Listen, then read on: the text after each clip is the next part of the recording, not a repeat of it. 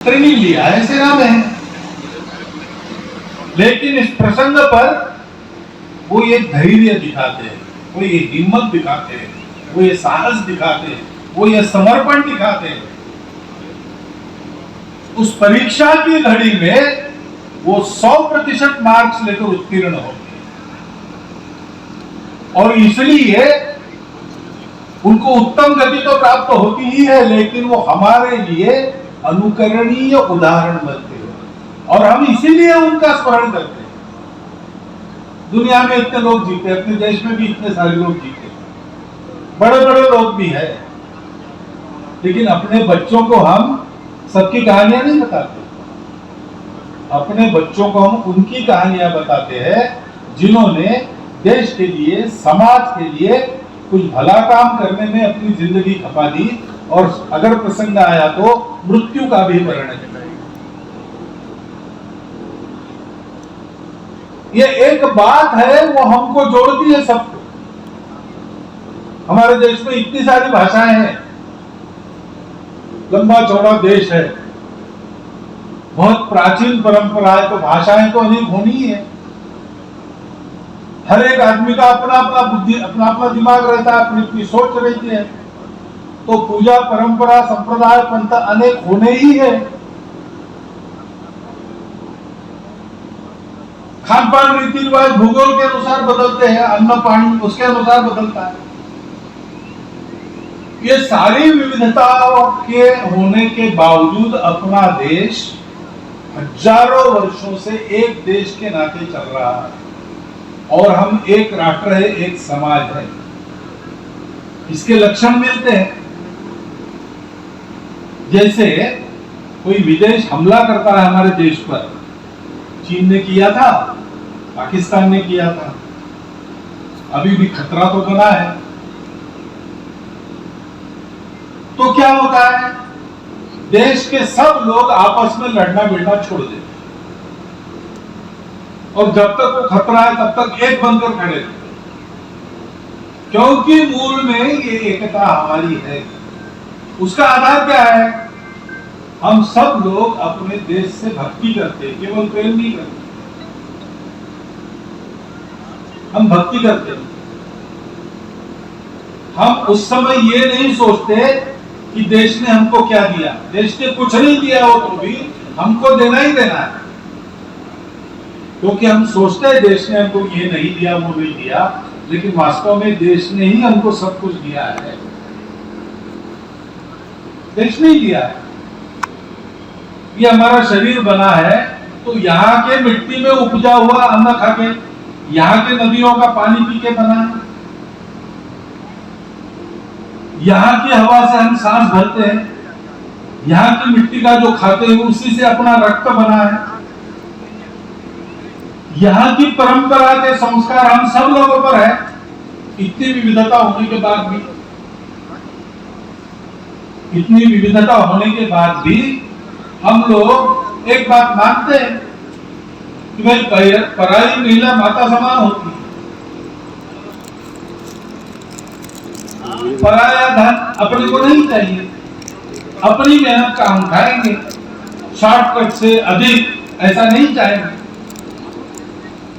व्यवहार भले ही हमारा आज विपरीत हो गया हो, मान्यता तो यही है, जो पराये धन का अपहार करते उसको वो बड़ा होता होगा, उसको अच्छा नहीं मानता। पराई महिलाओं के बारे में दृष्टि नजर जिसकी ठीक नहीं है, कोई भी हो उसको अच्छा तो नहीं मानते। जैसे शराब पीने वाला व्यक्ति अपने बच्चों ने शराब पीनी चाहिए ऐसे नहीं सोचता, क्योंकि उसको पता है कि मैं पी रहा हूं लेकिन शराब पीना खराब है।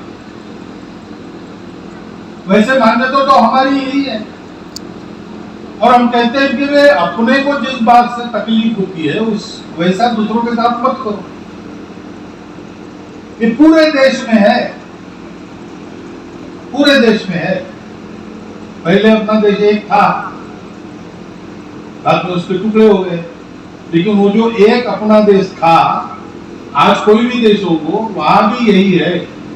अफगानिस्तान से बर्मा तक, श्रीलंका की दक्षिण से तिब्बत के चीन की तरफ ढलान तक जितने लोग हैं उन पर इन तीन बातों का कम अधिक प्रभाव दिखता ही है।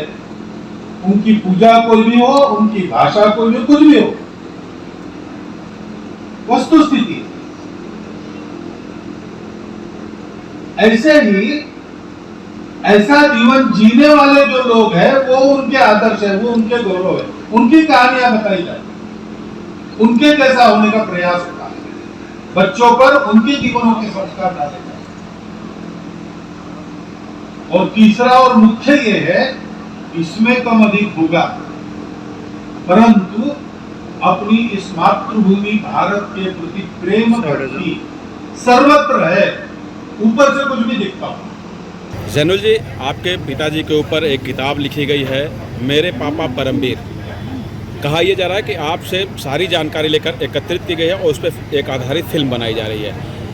ये किसने किताब लिखी, कैसे पूरी चीज़ों को जो है बाहर लाया गया और एक राष्ट्र हित में जो है कहा जा रहा है कि ये फिल्म बनने जा रही है?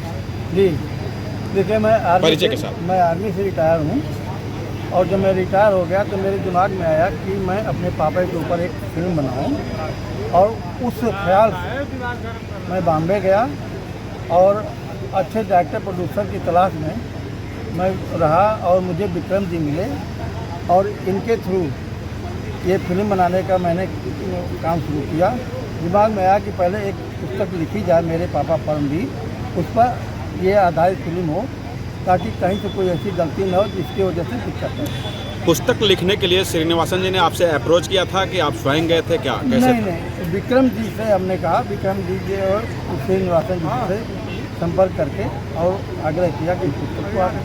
एक्चुअली हम लोग क्या उनके जो राइटर्स हैं वो यहाँ मौजूद हैं, कोई पहुँचा है? नहीं है, रामचंद्र नहीं है। राम जी को मिला हुआ है कि हम शहीद अब्दुल हामिद के ऊपर एक फिल्म बनाएं, और ये एक बहुत बड़ी बात है हमारे लिए, क्योंकि ये सिर्फ एक फिल्म नहीं है, एक बहुत बड़ा प्रोत्साहन और प्रेरणा देने वाली चीज़ जो हम सोच रहे दुनिया को देने के लिए कि धर्म बाद में आता है और राष्ट्र पहले आता है। ये हम कोशिश कर रहे हैं इस फिल्म के द्वारा ये करने को।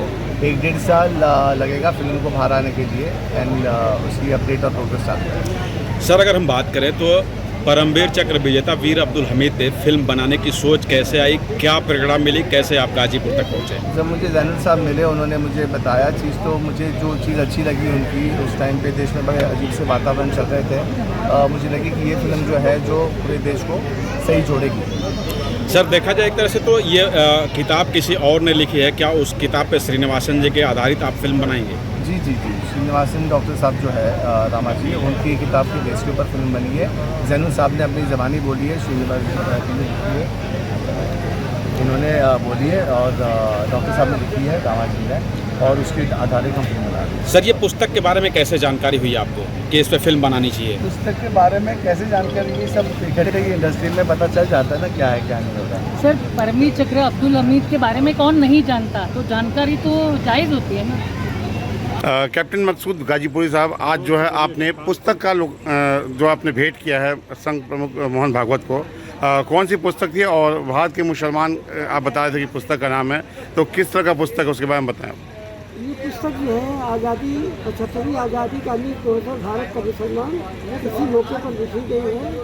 इसमें 1857 से लेकर के और आगे तक का 1971 तक और 1998 तक की जो लड़ाइयाँ हुई हैं, उसमें भारत के मुसलमान जो है अपने देश के सभी बहादुर भाई बहनों के साथ कंधा से कंधा मिलाकर वो देश के लिए कुर्बानियाँ दी हैं और कुर्बान देने को तत्पर हैं और हमेशा आगे बढ़ते हैं।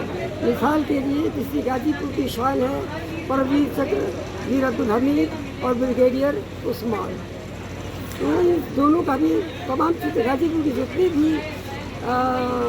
शहीद हुए हैं, अमर शहीद हुए हैं, उनका गांव वाइज उनका नाम इस पुस्तक में है कि कहाँ किस गांव के कौन कौन से लोग शहीद हुए हैं, और 1857 का भी इसमें वर्णन है। मोहन भागवत जल्दी किसी कार्यक्रम में इस तरह के शिरकत नहीं करते हैं, आज जो है मुस्लिम समुदाय के लोगों के बीच में वो आकर और शिरकत किए हैं, क्या कहना चाहेंगे फिर?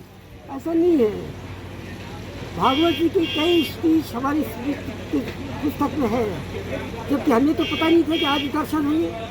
ये 2 साल पहले की किताब पब्लिश हुई है, तो उसमें भागवत जी की कुछ स्पीच जो है वर्णन है और हर चीज़ से यही पता चलता है, क्योंकि मनोभाव यही है, पूरा भारत एक है, हर भारतीय एक है, भारत में जो पैदा होने वाली संतान एक है, और सभी भारतीय को हम अपना मानते हैं भगवत जी के शब्दों में, और सभी भारतीयों को जोड़ने का काम करते हैं। बेशक हमारे पूर्वज सबके एक ही है, हमारे पूर्वज सबके एक ही है।